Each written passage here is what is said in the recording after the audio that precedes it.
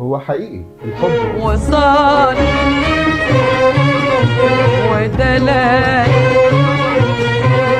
ورضا وخصام. وصال ودلال ورضا وخصام زي ما قالت الست. تعال اقول لك، اهو ده اقرب وصف للحب. الحب كلمة من حرفين بس جواها معاني كتير قوي. الحب وصال، وده اهم عناصر الحب.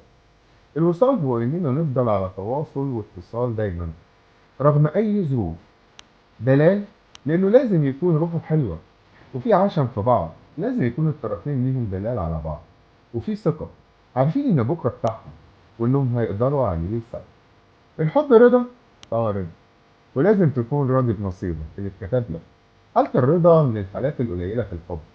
في ناس بتعيش وتموت وهي راضية، وفي ناس طول الوقت الرضا عمره ما دخل لا قلبها ولا عقلها. ودايما تلاقيه بيعاير الطرف التاني بجملة صعبة قوي، وهي لو كنت خدت غيري. هو فاكر ان كده ان الطرف التاني هو السبب في الحالة السيئة اللي هو فيها، او في الظروف الصعبة اللي هو عايشها. ما يعرفش ان ده نصيب. فاكر ان لو كان معاه حد تاني كان الوضع هيبقى غير الوضع. بس ده مش الحب، دي المصلحة. زي ما بقول لك كده، دي مصلحة. انك تقرب لحد وتعشمه وتديله مشاعر، وانت في نيتك حاجة تاني غير الحب اللي تديها، فده معناه مصلحة. تعالى بقى اقول لك حكاية الخصام. حكاية الخصام دي بقى بعد كل الكلام الحلو ده يبقى في خصام؟ اه. طب ده ينفع؟ اه طبعا ينفع. الخصام ده بيكون ظاهرة طبيعية ناتجة عن الاختلاف بينكم في بعض الأجزاء، واللي أهمها اختلاف الرأي. وهنا بيكون كل طرف واقف عند رأيه وشايف إن هو صاحب وجهة النظر الصح.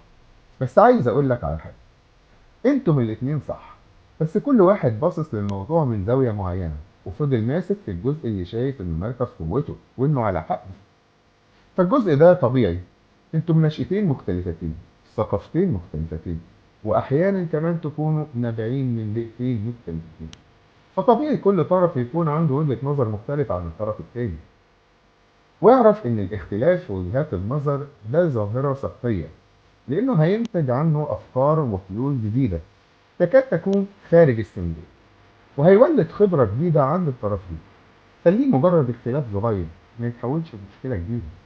يعني نحاول نلم الموضوع والأمور على قد ما نقدر، وما نكبرش الموضوع ولا ننشف منه أو يتحول لصدام. ونحاول نخليه فعلا زي ما بتقول كده اختلاف الرأي لا يفسد للود قدر. سؤالي ليكم، هو الحب دايما بيكون سهل؟ لو عندك إجابة شاركني باقتراحاتك وآرائك في الكومنتات. أشوفكم في الحلقة الجاية.